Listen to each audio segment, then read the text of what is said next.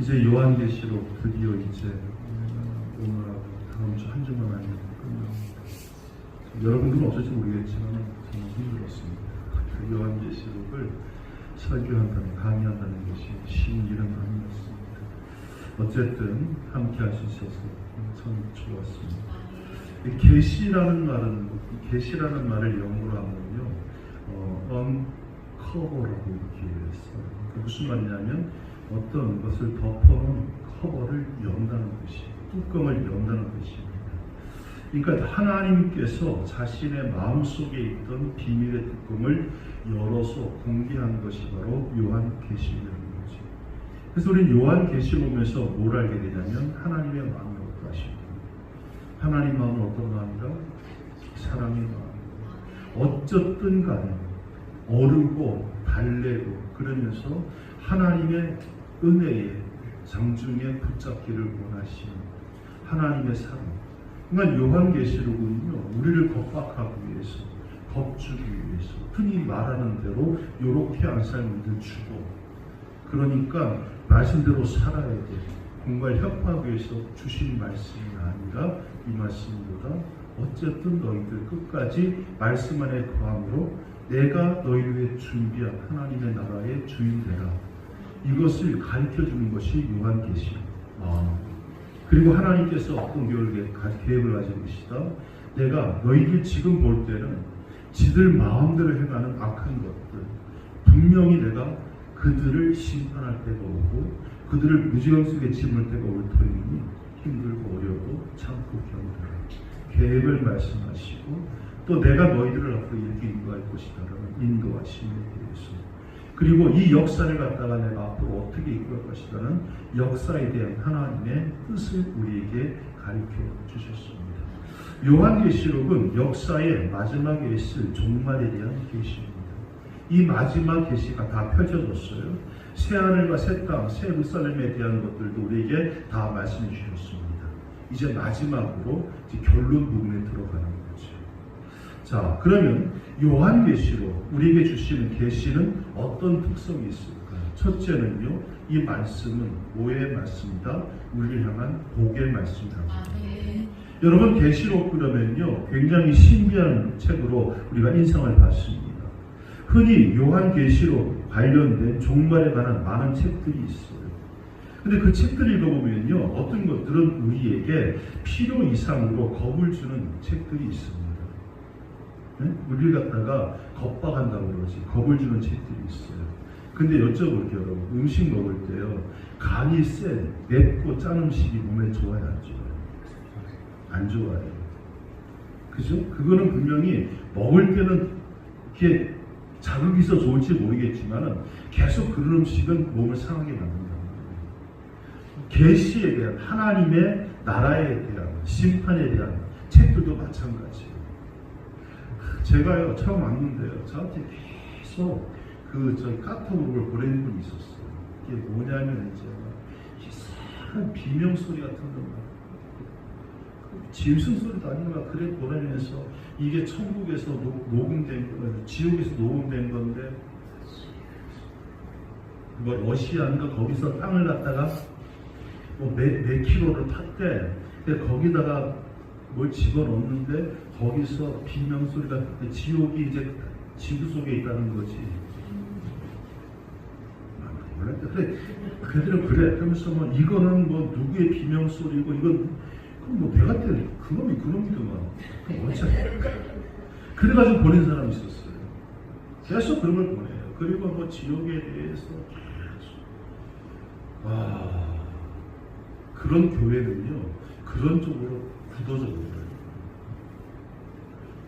제가 같이 밥 먹으러 가면 집사람이 제가 입맛을 별로 안 좋아해요. 제 입맛을.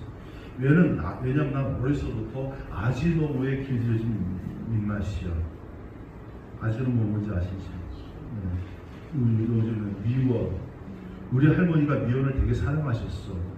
그래서 음식할 때마다 미원을 한 스푼씩 퍼넣었어요. 요게 대기업 맛이거든. 그 대기업 맛에 입맛이 길들여져가지고, 또 우리 집 사람은 순수 그 자체예요. 저 집은 아예 그거 조미료를 안 써요. 근데 처음 먹는데 이걸 못 맛으로 넘어가는데 그게 맛들이면 또 맛은 있어. 이 사람은 내가 먹는 거는 느끼하다고 안 먹고 나는 저 사람 먹는 거는 이게 못 맛이 안 먹고 처음엔 그랬어. 그게 그렇게 되더라고. 그러니까 그 교회 가서는요 정상적인 설교를 하게 되면 안 먹혀요. 거기에 길들여진 사람. 그러니까 뭔가 자극적이거나 그냥 밥을 먹을 때도 그냥 먹는 게 아니라 막 그냥 거기다가 막 그러니까 매운 거 있잖아 막 그런 거 뿌려가지고 이런 사람들은 거기 길들여져 버려요. 여러분 이거 참 신앙생활 불행하게 하는 겁니다. 불행하게 하는 거예요. 왜냐하면요 그거는 결국 자극적인 음식이 우리 육신의 건강을 해치는 것처럼 자극적인 말씀은 결국 우리의 영혼의 건강을 해치게 돼 있어요. 요한계시록 그런 책 아니에요. 요한계시록은 지극히 우리에게 건전하게 일상적으로 들려주는 하나님의 말씀입니다. 얼마나 하나님께서 자극적이 아니라 건전하게 역사를 전개시키고 있는가를 보여주는 책이 바로 요한계시록. 그래서 여러분 요한계시록을 해석하는 목사님이나 책 중에서 이걸 갖다 굉장히 자극적으로 하는 분이 있다면 믿고 걸으십시오. 그거 안 듣는 게 좋습니다. 그거는 건전하지 못한 겁니다. 자, 요한계시록에 그럼 많은 재앙의 말씀들이 메시지가 기록되어 있는 거 사실이에요. 그런데 요한계시록에 나타나는 재앙은 하나님께서 우리에게 유업을 주기 위해서 의도한 것이 결코 아니라는 거예요. 위협이 아니라 모닥 경고라는 거예요. 유업과 경고는 다르죠. 네? 위협은 뭐예요? 칼 들고 와서 너 죽으면 위협이야. 근데 칼을 들고 이거 가까이 하면 다치니까 이거 치워라. 이거는 경고예요. 그죠? 성경에 나오고 있는 하나님의 심판의 메시지들은 우리를 너 죽어가 아니라 이렇게 하면 너희가 해를 입으니 거기서 떠나라는 경고의 말씀이라는 거예요. 우리 애들 키우면서 진짜 하지 말아야 되는 얘기가 바로 이거예요. 너 그러다 지옥 가요. 너 거짓말했지? 너 지옥 가요. 너 하나님 너 야단쳐. 이거 하지 마세요. 네가 뭔데 하나님을 그렇게 만들어요. 하나님은 그런 분 아니세요. 왜 자기 마음을 갖다 하나님 이름 빌어서 그렇게 해? 아니, 하나님은 뭐의 하나님이라? 사랑의 하나님이시라는. 중요한 것은 이거예요. 재앙이 하나님의 의도가 아니라는 사실을 성경은 계속 얘기하잖아요. 계시록 18장 4절 또 내가 들으니 하늘로서 다른 음성이 와서 가로되 내 백성 거기서 나와서 그에 대해 참여하지 말고 그의 받을 재앙들을 받지 말라. 나오래. 거기 있으면 너 죽으니까 나오래. 그게 하나님 주시는 말씀이잖아요. 그리고 또 뭐라 합니까? 죄 때문에 재앙은 불가피합니다. 죄 때문에 역사에 대한 심판이 있습니다. 하나님은 의로우시기 때문에 죄가 있는 역사 속에서 하나님은 심판을 거두지 못하십니다. 그러나 재앙이나 심판은 결코 하나님이 원하시는 원래의 의도가 아니라는 사실이에요. 하나님이 주시는 주고자 하시는 것은 뭐다? 복이라는 겁니다. 자, 축복에 관한 언급으로 요한계시를 끝나고 있다는 사실은요, 이 말씀이 우리에게 얼마나 큰 위로와 격려가 될지 모른다는 거죠. 자, 22장 14절 말씀 보십시오. 같이 봅니다. 시작. 자기의 전도하기를 빠른 자들은 복이 있으니 이는 그들이 생명나무에 나아가며 우리를 통하여 성에 들어갈 권세를 받으려 함이니라. 아멘. 두루마기를 빠는 자들은 뭐가 있다? 복이 있나. 앞에 1장 3절 한번 봅시다. 요한계시록 1장 3절.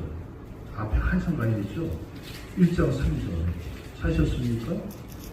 시작. 이 예언의 말씀을 듣는 자들 그 가운데 아멘. 1장 3절에 시작되면서 뭐가 있을 것이다? 복이 있나니. 마지막 22장 14절에 보니까 두루마기를 빠는 자들은 복이 있나니. 자, 요한계시록의 처음이 뭘로 시작돼요? 복의 선포로 시작돼요. 요한계시록 20장 마지막이 뭘로 점 찍어요? 두루마기를 빠는 자는 복이 있나니. 복에 대한 선포로 말씀이 끝나요. 여러분, 책은요 뭐가 중요하냐면요, 과정이 중요하지만은 이 과정이 결국 뭐냐면 마지막 결론을 도출해내게 하는 과정이잖아요. 그죠? 그러니까 요한계시를 하나님이 주시는데 맨 처음에 뭘로 시작했어요? 복으로 시작했고 뭘로 끝났어요? 복으로 끝났어요. 그러면 요한계시록은 심판의 책이에요? 복의 책이에요? 복의 책이에요. 할렐루야. 기가 막히잖아. 그러니까 요한계시록 우리 잘못 알고 있었어. 그래서 요한계시록 그럼 뭔지 보면 막 겁나고 뭐가 뭐 황충 나오고 막 칼 나 피마다 해고 막. 근데 그거는 중요한 게 아니라는 거지. 하나님의 원래 의도는 목적은 뭐다? 주시는 거야. 자, 요한계시록 보면요, 하나님께서 우리에게 복에 대한 선포가 나오는데 7번이 나와요. 먼저 14장 13절 말씀 보세요. 14장 13절 찾아보십시오. 하셨습니까? 같이 봅니다. 시작. 또 내가 들으니 하늘에서 음성이 나서 이르되 기록하라. 지금 이후로 주 안에서 죽는 자들은 복이 있도다 하시매 성령이 이르시되 그러하다. 그들이 수고를 그치고 쉬리니 이는 그들의 행한 일이 따름이라 하시더라. 아멘. 이 말은 뭐냐면 성도들의 죽음, 그죠? 성도, 예수 안에서의 죽음과 죽음 후에 기다리고 있을 영원한 안식에 대한 축복의 말씀이죠. 그 다음에 16장 15절 시작. 보라, 내가 도둑같이 오리니 누구든지 깨어 자기 옷을 지켜 벌거벗고 다니지 아니하며 자기의 부끄러움을 보지 아니하는 자는 복이 있도다. 아멘. 이 말은 뭐냐면 평소에 벌거벗지 아니하고 항상 의의 옷을 입고 있다는 건 뭐냐면 성화의 삶에 대해서 말하는 거예요. 거룩한 자의 삶을 사는 사람들, 그 자체가 너에게는 뭐가 될 거다? 복이 될 거라는 거죠. 여러분, 누가 알아주든 몰라주든요, 하나님께서 내게 주신 성도라고 하는 자기가 맞는 삶을 사는 것 자체가 이미 복인 줄로 믿으시기를 바랍니다. 나 요즘 예전에 안 듣던 말들은 참 많이 들어요. 이번에 캄보디아에 선교사로 11월달에 나가는 선교사님이 있어요. 나가는 사람이 있어요. 전화가 왔어. 나보고 나가기 전에 나를 만나고 싶대. 그래서 오시라고. 전화를 한참 했어요. 근데 그분이 8,600번인가 8,500번인가 하여튼 그렇게 한참 그렇게 됐던가 매년 후배예요. 근데 전화하다가 마지막 끝에 이러는 거예요. 그런데 목사님 왜요? 근데 말씀하시는 게 굉장히 자상하고 친절하고 부드럽네요. 내 일이니까 마음에 안 드네. 내가 옛날엔 안 그랬다는 거지. 근데 어쩌다 그렇게 바뀌었니? 내가요? 그랬어요. 내가요? 나는 늘 그렇게 살아온 것 같은데. 근데 아니었나 봐. 하기야 대구에서 그 목회하는 목사님 박정민 목사라고 있어. 혹시 들어보셨나요? 하시는 분이요. 그 친구가 나를 별로 그렇게 안 좋아했어. 그러다가 어떤 계기를 통해서 가까워졌어. 그래서 이제 나오면서 나한테 그 얘기하는 거야. 자기가 기억하는 목사님, 나에 대해서 내 모습, 첫 모습은 너무 강렬했대. 그래서 얘기하지 마 그랬더니 많이 얘기해야 될 것 같아서 왜 그랬더니 이야기해봐 그랬더니 데모를 하다가 막 도망갔는데 뒤에서 경찰들이 막 따라오게 정경들이 그래 막 도망가다가 횡단보도에 딱 서더니 뒤를 뺏고서 그러더래. 이씨 다 요 군데가 뺏게 쌍시역 붙이면서 강아지들하고 덤벼 이렇게 했나 봐요. 그래서 딱 서서 하는데 걔들이 내가 물었지. 내가 잡혀간 기억은 없어. 어쨌든 이거 걔들 눈치가 되게 같게 내가 한때 그랬던 사람이야. 근데 그런 사람이 말을 그렇게 부드럽게 하니까 얼마나 놀랬겠어. 근데 이게요 몇 년 걸렸냐면 30년이 걸렸어요. 왜 걸린 줄 아세요? 빼족하게 살아보니까 나만 피곤하더라고요. 응? 여러분 주전 바닷가 가면 돌멩이를 빼족한 게 있어 없어? 빼족한 있어요? 어쩌다 하나씩 있고 원래 다 동글동글 하잖아요. 몽돌. 그 몽돌이 처음부터 동글동글 했을까? 아니었을 거예요.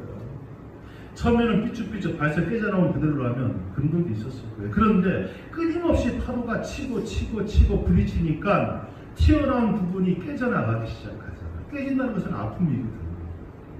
그러니까 저도 그걸 경험했어요. 빼촉하게 살아보니까 나만 아파. 그래서 하나님이 30년, 35년 목회하면서 나를 계속 이리 튀고 저리 돌리면서 아내가 그렇게 똥을 좀 만드시고 그러다 보니까 내가 그 목사님이 전화 받고는 감동해서 그렇게 친절하십니까? 라고 얘기를 하는 거지. 여러분 30년, 40년, 50년 믿었다 자랑할 만하지. 믿음의 뿌리가 얼마나 대단한데. 그런데 거기에서 우리가 내가 변화되지 않으면요, 이거는 뭐예요? 문제가 있는 거지. 계속 그렇게 살면 본인 피곤합니다. 둥글둥글 사니까 사람들이요 인정해줘요, 불러줘요. 얼마 전에 전화가 왔어. 그 먼저 문자가 왔어. 요즘은 잘 안 받으니까 모르는 전화는. 대구 지방에 성교구 촌문이 나무개인데 전화를 왔어. 그래가지고는 한참 목사님 1월 8일 기억하시죠? 뭔데 1월 8일은 목사님 대구 지방 연합 집회 강사 오시는 거 기억하시죠? 아 그게 1월 8일입니까? 기도 좀 해주셔요. 다른 걸 하지 않고 못한다 하지라도. 그래서 이제 그렇게 이제 부탁을 했어. 그러면서 이분이 계속 다른 말에 한 10분이 나온 것 같아요. 코로나를 거치면서 교회들이 많이 힘들어지고 성도들 많이 힘들어졌는데 뭔가 획기적으로 변화될 만한 말. 1시간 줬는데 나한테. 예. 그리고 이제 아니오를 할 수 없는 거 아니에요. 예. 그러면서 전화를 끊었어요. 끊고 제가 그렇게 생각했습니다. 참, 하나님 쓰시는 것도 굉장히 대단하시다. 예전에는 그렇게 밖으로만 힘든 데만 보이시더니 이제는 하나님께서 둥글둥글해지니까 이제는 나를 쓰시는구나. 결정적으로 제가 깨진 게 또 있었잖아요. 그게 뭐냐면 그런 부분 제가 한 번도 오케이 한 적이 없습니다. 집회 부탁이 오면요, 제가 집회 간 데가 딱 뭐냐면 김영민 목사 교회만 2번 갔어요. 왜냐면 김영민 목사가 얼마나 졸라대는지. 그래서 내일 모레가 집회 날짜인데 내가 갑자기 전화하잖아. 정했냐? 형 오기로 했잖아요. 내일 모레인데. 그럼 이제 끌려가는 거예요. 그렇게 해서 집회 2번인가 왔었어요. 근데 당연히 안 갔어. 오라고 그랬는데 아유 난 못 간다.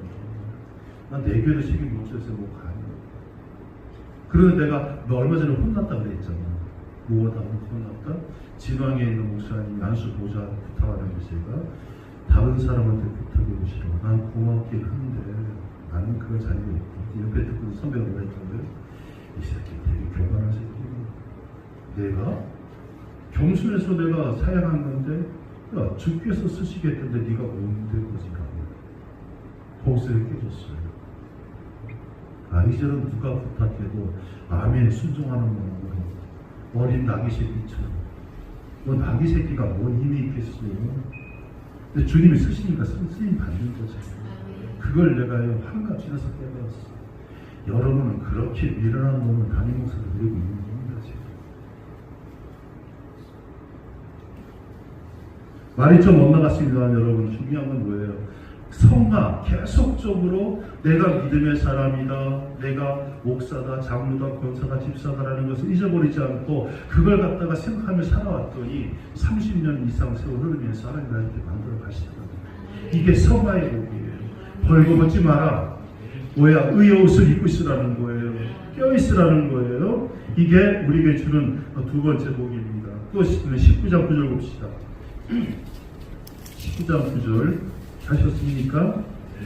봅니다. 시작. 천사가 내게 말하기를 기록하라. 어린 양의 혼인잔치에 청함을 받은 자들은 복이 있도다 하고 또 내게 말하되 이것은 하나님의 참되신 말씀이라 하기로. 아멘. 그 다음에 세 번째 복이 뭐냐면 어린 양의 혼인잔치에 참여하는 복을 받을 거라는 거예요. 지금 우리는 뭐예요? 주님의 신부인데 완전한 신부는 아니야. 약혼한 관계 속에 있다는 거지. 이스라엘에 여러분 이스라엘에 혼인돼서 말씀드렸죠. 알고 있죠. 거기는 어려서부터 약혼을 시킵니다. 약혼을 하고 나면 부부로 인정을 해주는데 온전한 부부는 아니야. 그러다가 어느 때가 시간이 지나면 그 다음에 온전한 결혼식을 하면서 서로가 함께 이제 그 합방을 하게 된다는 거예요. 지금 우리는 무슨 관계다? 약혼한 관계라는 거지. 근데 약혼한 관계에서 죄가 들어오면 그 결혼은 성립이 안 돼요. 성립이 안 됩니다. 깨집니다. 여러분 젊은 사람들이 왜 결혼을 해요? 저는 결혼한 이유가 딴 거 없어요. 둘이 같이 있고 싶어서. 결혼하고 난 다음에 첫날 밤 같이 하는데 너무 좋은 거야. 왜냐하면 그전에는 저녁만 되면 헤어졌는데 이제는 밤에 같이 안 있으면 이상하게 되는 거잖아. 너무 좋은 거야. 지금은 주님과 동의하기를 원하는데 동의하는 게 쉽지 않아. 감질나. 그런데 하늘나라 천국잔치에 가면 그때 주님과 우리가 혼인잔치라고 했는데 그때는 주님과 매일 얼굴을 맞대고 있게 된다. 얼마나 좋아. 할렐루야. 그게 네 번째 복입니다. 그 다음에 20장 6절 말씀 보십시오. 찾으셨습니까? 시작. 이 첫째 부활에 참여하는 자들은 복이 있고 거룩하도다. 둘째 사망이 그들을 다스리는 권세가 없고 도리어 그들이 하나님과 그리스도의 제사장되어 1000년 동안 그리스도와 더불어 왕노릇하리로다. 아멘. 마지막 왕국인 천년왕국에서 주와 함께 왕노릇하는 축복이 있습니다. 그 다음에 22장 7절 말씀 시작. 이 두루마기 예언의 말씀을 지키는 자는 복이 있으리라 하더라. 아멘. 요한계시록 전체를 지금 마감하면서 다시 한번 하는 말씀이 뭐냐면 말씀을 지키며 순종하는 자는 복이 있다라고 이야기하고 있습니다. 자, 두루마기를 빠는 자들은 복이 있으 저희가 생명나무에 나아가서 문을 통하여 성에 들어갈 권세를 얻으려 함이로다. 영원한 나라, 새 나라와 새 땅이라는 축복입니다. 모든 부패와 죄악이 사라지고 하나님께서 질적으로 새롭게 하신 마지막 성에 들어가서 그곳에 있는 것들을 누리는 복을 받을 것이라는 거예요. 자, 그래서요, 어서 오세요. 할렐루야. 요한계시록은 뭐야? 재앙이나 조세의 책이 아니라 무슨 책이다? 복의 책, 축복의 책이라는 말씀이에요. 자, 주께서 재앙 의도하신 건 아니라 했습니다. 인간이 저지른 죄 때문에 하나님의 재앙과 심판은 불가피할지 모르겠지만은 하나님 말씀 받고 그분과 올바른 관계 속에서 삶을 사는 사람에게는 주님이 마지막 날에 그를 복 주시겠다고 약속하고 있다는 사실이에요. 우리를 둘러싸고 있는 거센 심판의 파도 속에서 그리스도인들은 하나님의 축복 안에 있어요. 그래서 여러분 따라해보세요. 믿는 사람들은 기독교인은 살아도 복이요 죽어도 복이다. 아멘. 이게 왜냐하면 살아있으면 하나님의 인도하심, 주님의 인도하심이 나와 함께하니까 복이고 죽으면 영원한 그 나라가 예비했으니까 복입니다. 할렐루야. 그러면 빨리 가면 좋냐? 그것도 아니에요. 제가 한 번씩 그런 생각을 해요. 제가 생각해보니까 결혼해가지고 처음에 오토바이 타고 다녔거든. 그때 진짜 겁나게 다녔어. 오토바이 타고 나 운전하고 뒤에 나를 끼우고 3명 밑에 집사람 뒤에 태우고 오토바이 타고 혼자였나? 혼자였구나. 혼자서 오토바이 타고 쉬우가 잡혔어. 진짜 여기 참 아침에 나 잡힌 거 여기 저 뭐야 신호 위반에 걸린 탁지가 있어서 어디가 됐는데 동네에 있는데 여기 없애버리가 피워 10만원짜리 걸렸어. 제천까지 갔어. 참. 돈은 그래도 우산 냅시다. 하여튼 잡혔어. 거기서 고시물 앞에서 섰어. 나보고 이거 보고 나보고 그랬다. 지금 몇 킬로 간지 아십니까? 거기가 내리막길이야. 고시물 저 용대로 달리기 좋아요. 잡혔어. 몇 킬로 간지 아십니까? 모르겠는데요. 60킬로가. 몇 킬로가? 거기가 제한 속도가 50km, 110km 잡힌 거예요. 탁수들이 뭐 바쁘냐 해서 빨리 끌어가려고 여기서 가재 내가 여기서 보면 참 숨쉬어야 돼. 가재골교회 전도사인데 예배 때문에 오셔서 빨리 가라고 했거든요. 쓰다 갑자기 쓰더니만 빨리 말씀하시지. 우리 집사람이 요 대학교의 집사인데 그래서 그분이 그때 5,000원짜리가 떨어졌어. 노상 당분가.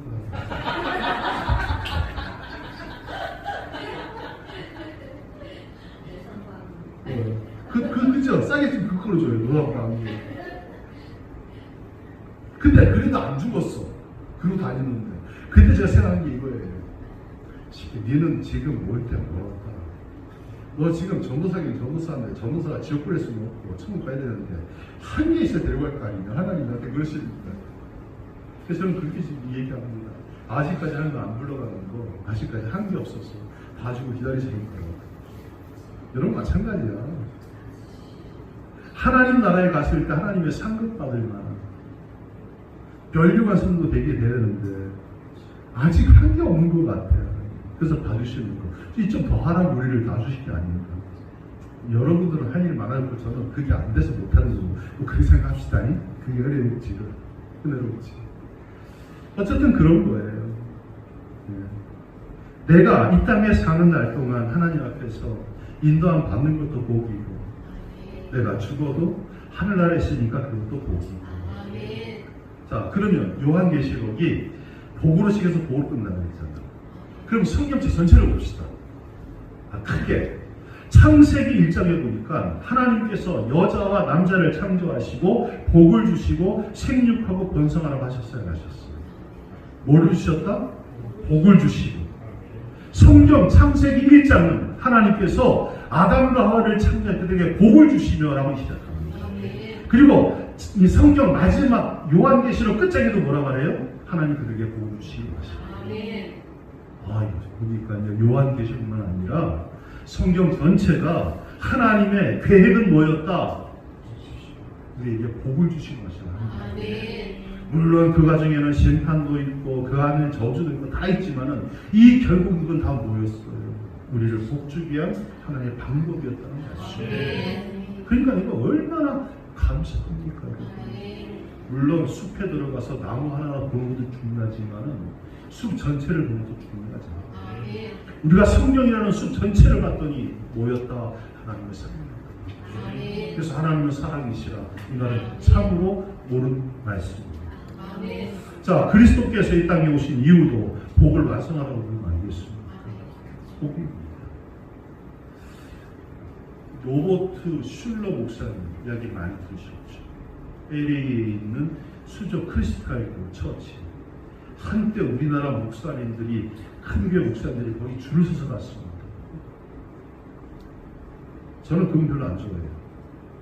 왜냐하면 그분이 근대 교회를 병들게 만든 시발점이었어요. 왜냐하면 그분이 시초가 된 게 뭐냐면 번영신학이에요. 성경적으로는 번영신학이 맞지 않습니다. 성경은 번영을 말하는데 물질적 번영을 말하지 않고요. 성경과 나눔을 말하지. 믿는 자들의 번영에 대해서 물론 이들 잘 되면 좋지요. 근데 여기서 말하는 번영, 거기서 나온 게 뭐냐면 적극적 사고라는 말이 나왔어요. 적극적 사고라는 말도 별로 안 좋아해요.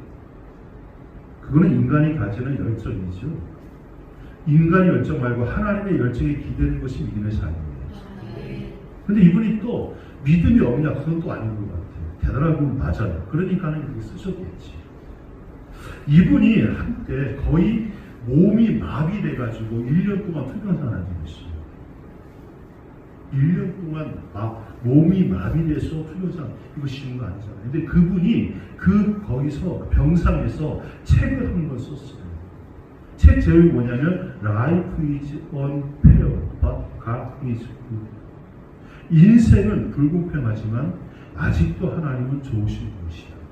야, 이거 세계를 유도하는 사람이야.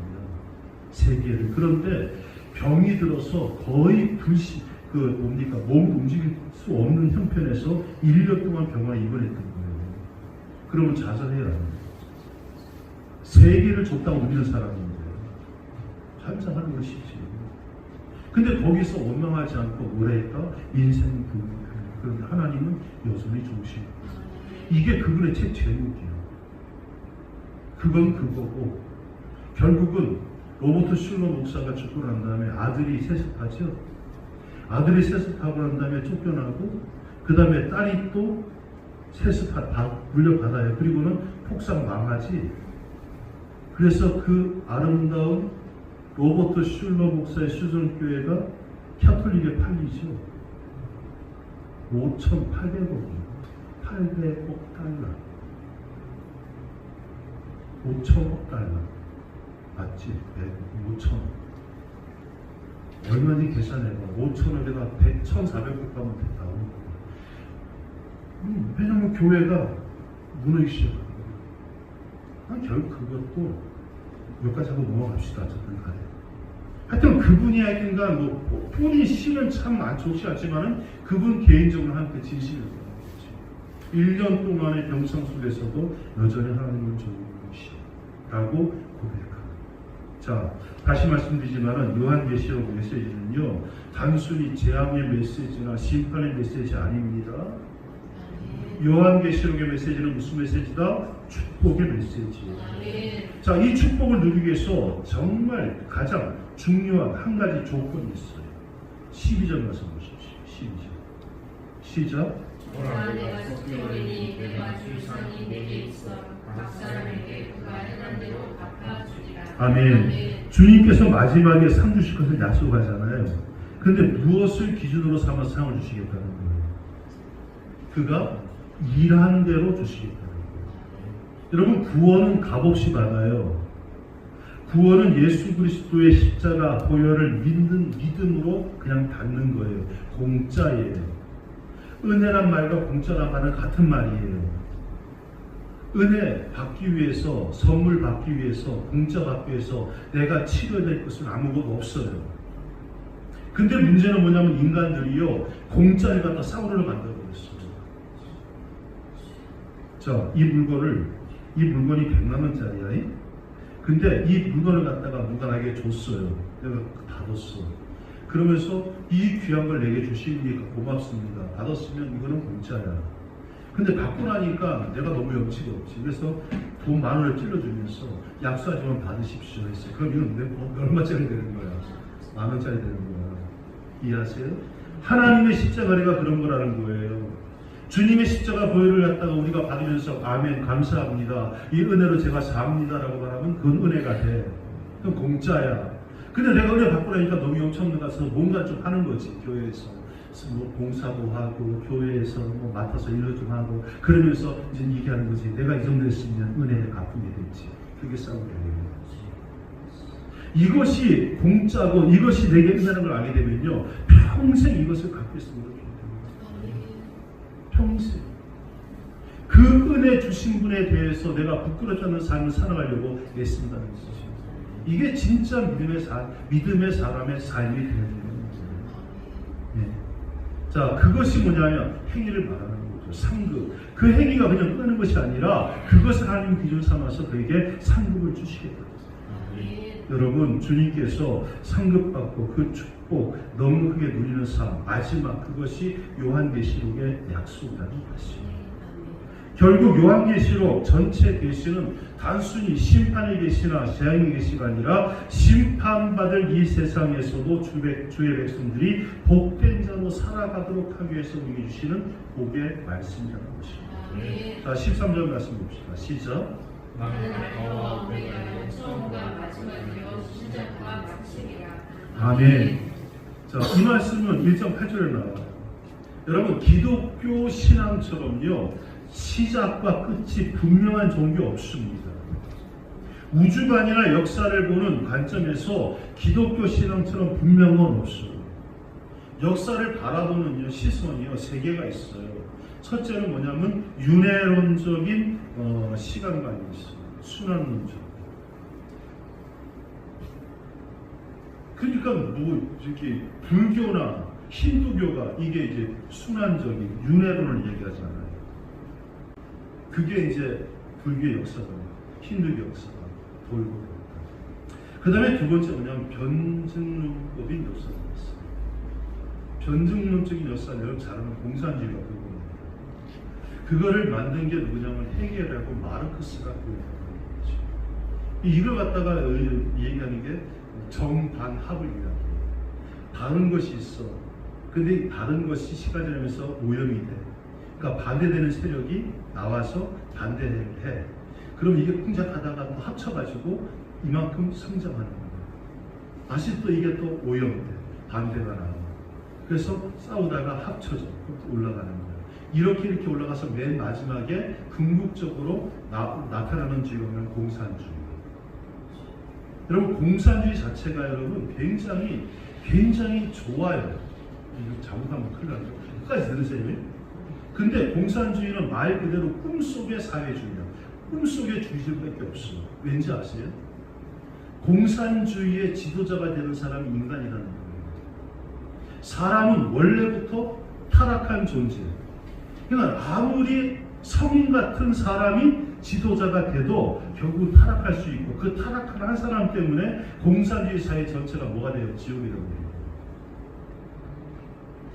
공산주의는 우리가 인정할 수가 없는 거예요. 유물론적인 사고. 우리는 유신론적, 신께 사신다. 쟤들은 모든 게 물질로 나간다. 우리 목사님이 그랬대. 공산주의 좋다고. 나 그런 말 한 적이 있는데 그게 끝이 아니었어. 말은 끝까지 들어봐야 돼. 공산주의는 될 수가 없는 사상입니다. 왜냐하면 그 머리가 누르기 때문에, 인간이기 때문에 반드시 타락하게 돼 있고 부패하게 돼 있어요. 자, 여러분, 캄보디아에 킬링필드 왜 생겼어요? 걔들이 킬링필드를 하고 난 다음에 농민들이 잘 사는 나라, 농민 천국 만들겠다고 했던 것이 3, 4년 사이에 국민의 3분의 1을 죽이는 일이었잖아요. 그게 인간이 가지고 있는 한계였습니다. 자, 그 다음에 세 번째가 뭐냐 그러면 기독교적인 신앙관이 있어요. 이걸 우리는 종말론적 신앙관이라고 합니다. 역사는 시작이 있고 끝이 있다는 거예요. 우리 인생이 다시 반복되지 않는다는 거예요. 이 말은 뭐예요? 한 번밖에 없는 인생이기 때문에 어떻게 해야 된다? 낭비해서는 안 된다는 거예요. 이것이 기독교 시간관의 독특한 겁니다. 그래서 삶에 대해서 기독교인들은 다른 종교보다 더 의욕적이고 진지할 수밖에 없어요. 왜 한 번밖에 못 사는 겁니까? 그러니까 한 번 사는 인생 최선을 다해 살자는 거지. 그러니까 기독교가 들어간 나라 치고 여러분 발전 안 된 나라가 있어 없어요? 없어요. 다 발전했어요. 지금 세계 역사를 이끌어가는 선진국들은 다 기독교 국가입니다. 왠지 아세요? 기독교 사상이 그러기 때문에. 불교 같은 건 이거잖아. 이번 생 조졌어. 다음 생에 잘 됐는데 이잖아. 근데 우리는 뭐예요? 이번 생 조졌어. 영원히 조지는 거야. 그러니까 우리는 이번 생 내게 주어진 생에 최선을 다해야 돼. 한 시간도 낭비할 수가 없어. 그러니까 최선을 다해서 주어진 삶 매일매일에 하다 보니까 뭐예요? 사회가 발전하고 좋을 수밖에 없다는 거예요.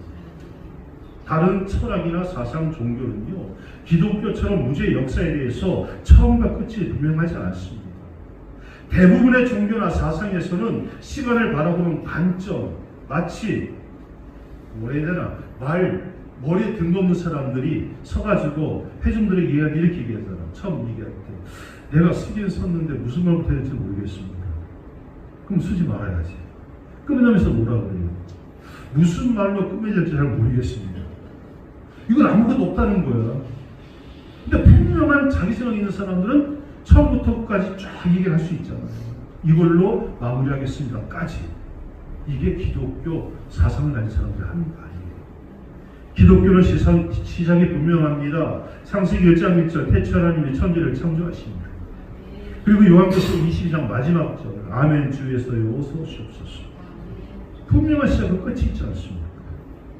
자, 그러면 우리에게 성경이 말하는 이 계시, 이것을 갖다 우리는 완성된 계시라고 말하는데, 이것은 더 이상 뭐라?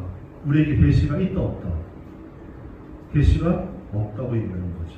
물론 급박한 상황 속에서 개인적으로 하나님께 특별히 개입하신 경우는 있어요. 여러분 입신하거나 하나님 말씀을 듣는 것에 대해서 제가 부인하는 건 아닙니다. 왜냐면 저도 입신해 봤으니까. 내가 해봤는데 어떤 말 못하잖아. 근데 아직 그건 못했어. 하나님께서 내게 보이라 이렇게 한번 못 들어봤어. 아직까지. 들으면 내 간이 쫄아가지고 죽을까 싶어가지고. 그 얘기 아시잖아. 어떤 목사님이 새벽기도하다가 신형을 죽었대요. 왜 죽었어? 맨날 주여 말씀하셨어서 계속 기도했는데 어느 날 하나님께서 그 목사님을 묻잖아. 왜 그러냐? 왜 그러냐?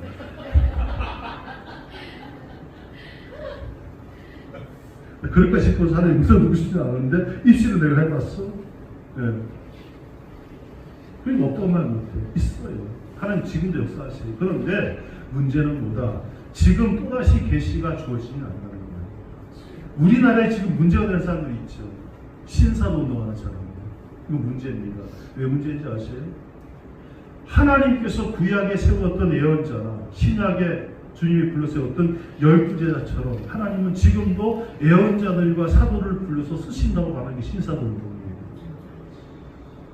근데 중요한 건 이거예요. 그들이 나와서 무슨 말 하든지 그게 자기들이 하나님 말씀이래. 자기 직통 계시를 받고 있대. 진짜 위험합니다. 우리나라에 박혁정도 사람하고 요즘 뜨는 애가 하나 있어요. 젊은 애. 아프리카에 가서 성령 의사 받고 왔다는 애인데 우리나라에서 홍성이 거기서 체육관에서 모였는데 2만 명인가 모였대. 전국에서 모였대. 얘들이 하는 말이 있어요. 추종자 하는 말이 있어요. 성령께서 하시는 일을 갖다가 너희들이 왜 평가하는 거예요? 여러분, 성경은 이렇게 말합니다. 18절, 19절 말씀 보세요. 18절, 19절 시작. 듣는 모든 사람에게 주문하노니 만일 누구든지 이것들 외에 더하면 하나님이 이 두루마리에 기록된 제목들을 그에게 더하실 것이요 누구든지 이 두루마리에 예언의 말씀에서 제하버리면 하나님이 두루마리에 기록된 생명나무와 및 거룩한 성의 참여함을 제하여 버리십니다. 예언의 말씀을 더하면 빼면 된다 안 된다? 안 된다고 그랬죠. 그러니까 요즘 나와서 지가 신사도로 부름 갖다가 이긴 애들은 뭐다? 이건 이단이에요. 근데 그들 말 들으면 되게요. 그러세요. 혹합니다. 귀 막으세요. 하나님 말씀 듣기만 정신없는 판입니다. 요즘 제가 보니까 신앙에 건망증 환자들이 되게 많아요. 어디서 연구를 했는데요. 사람이 한 가지 일만 하잖아.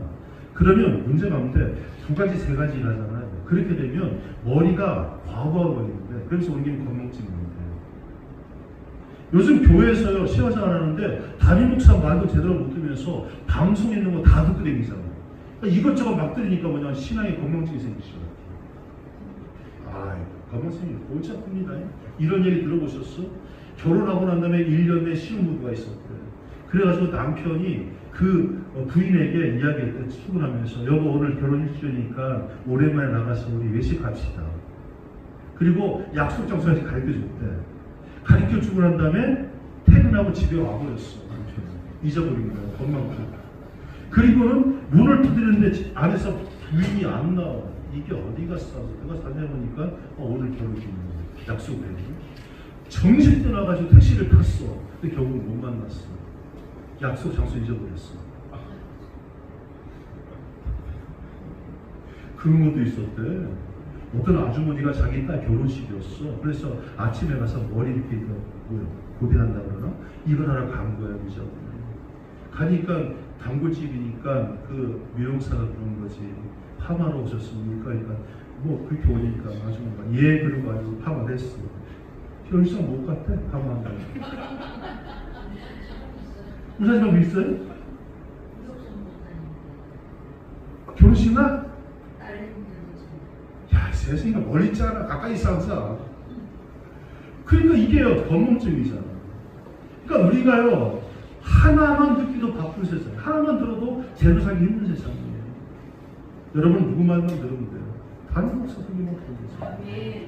여러분 뭐만 보면 돼요. 하나님 말씀만 보면 돼요. 그런데 무슨 신사분이 뭐냐가 썰어서 말 그래서 뭐라고 커버친다고요? 하나님은 지금도 사도에서 일하시는데 당신이 뭔데 하나님 역사를 지어가고 이러면 안 돼요. 잘못된 겁니다. 말씀 정리합시다. 하나님의 말씀에 어떤 것을 더하거나 빼는 것은 그거 바로 이단이에요. 왜냐하면 대부분의 이단들은요 성경만으로 자기들의 교리가 합리화되지 않습니다. 입증되지가 않아요. 그러니까 성경 외에 다른 교리를 반드시 갖추고 있어야 돼요. 그래서 이단들이 가지고 있는 거냐? 깨어나라, 파수대, 안식교회도 그들이 가지고 있는 몰몬경 같은 이런 것들이 엄청난 영향력을 발휘하지 않습니까? 왜요? 성경으로는 안 되기 때문에. 여러분 성경만이 우리의 행동의 표대가 되어야 됩니다. 요한계시록의 마지막 부분 사도 요한은 우리에게 한 가지 사실 힘주고 말하잖아요. 18절에 뭐다? 이것은 기록은 완성된 것이라는 거예요. 더 이상 빼거나 더할 것이 없다는 거예요.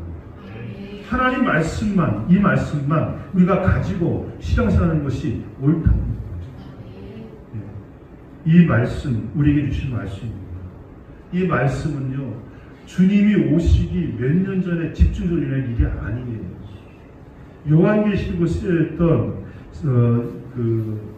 예수님이 부활 승천하시고 그 다음에 사도 요한이 반모섬에서 환상 보고 기록했던 그때부터 지금까지 계속 되어져 오던 역사들에 대해서 이야기합니다. 그러니까 언제 올지 몰라. 중요한 것은 뭐다? 언제 올지 모르니까 매일매일 어떻게 살아야 돼요? 준비된 자로 살아야 된다는 것이죠. 분명한 건 이거예요. 어제보다 오늘이 심판의 날이 가까운 사실이에요. 그렇잖아요. 또 내일보다 모레가 마지막 날이 더 가까운 사실인 것이고. 그럼 하루하루 어떻게 더 살아야 돼요? 준비하면서 안 되겠습니다. 언제가 될지 모르겠지만 중요한 건 뭡니까? 늘 준비된 자로 살아가는 거예요. 다시 말씀드리면 성경 요한계시록은 우리에게 공간 협박하는 책 아닙니다. 이 성경의 말씀은 우리에게 뭐 하는 거다? 너에게 예비된 복이 있으니 그 복을 받을 자로 준비하고 있으라는 우리에게 격려의 말씀입니다. 이걸 깨우는 말씀이 나타나는 사실입니다. 자, 여기까지 말씀. 혹시 오늘 질문해 보십니까? 오랜만에 없습니까?